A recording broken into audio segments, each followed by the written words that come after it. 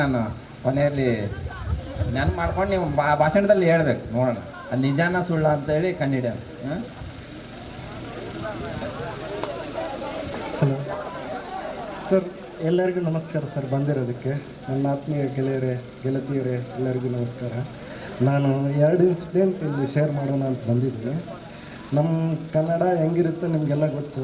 ಒಂದು ದಿವಸ ದೀಪಕ್ ಸರು ಪಾಠ ಮಾಡೋಕ್ಕೆ ಮುಂದೆ ದಿವಸನೇ ಓದ್ಕೊಂಡು ಬರೋಕ್ಕೆ ಹೇಳಿದರು. ಬಂದಮೇಲೆ ಎಕ್ಸ್ರೇ ಏನಕ್ಕೆ ಉಪಯೋಗ ಮಾಡ್ತಾರೆ ಅಂತ ಹೇಳಿದರು. ನಾನು ಪೆದೆ ಎಲ್ಲ ಯಾವ್ದಿದೆಯಲ್ಲೂ ಕೈ ಎತ್ತಿದ್ವಿ. ನನ್ನನ್ನೇ ಸ್ವಲ್ಪ ಕ್ಯೂರಿಯಾಸಿಟಿಯಿಂದ ನೋಡಿದ್ವಿ. ಹೇಳಪ್ಪ ಆನ್ಸರ್ ಅಂತ ಹೇಳಿದರು. ನಾನು ಎಮ್ಕೆ ಮುರಿದಾಗ ಯೂಸ್ ಮಾಡ್ತಾರೆ ಸದ್ರೆ ನೀವು ಪಾವಗಡ ಕನ್ನಡ ತೆಗೆದು ಅಲ್ಲೇ ಇಟ್ಟು ಕನ್ನಡ ಭಾಷೆಯಲ್ಲಿ ಹೇಳಪ್ಪ ಅಂತ ಹೇಳಿದ್ದು. ಸೊ ಅದು ತುಂಬ ಮೆಮರಿ ಸರ್. ಹಂಗೆ ರಾಘವೇಂದ್ರ ಸರ್ ನಮಗೆ ಉಚ್ಚಾರಣೆ ಲ ಎರಡೂ ಡಿಫ್ರೆನ್ಸ್ ಗೊತ್ತಾಗ್ತಿರ್ಲಿಲ್ಲ. So thanks for teaching that. Umesh sir Sunday ಬಂದಮೇಲೆ ಗ್ರಾಮರ್ಗೆ ಕ್ಲಾಸಸ್ ತಗೊತಿದ್ರು. ನಾವು ಏನಕ್ಕೆ ತಗೊತಿದ್ರು ಅಂತ ಗೊತ್ತಿರಲಿಲ್ಲ sir. I am telling from my bottom of my heart. So we did not know that on that time how valuable it was.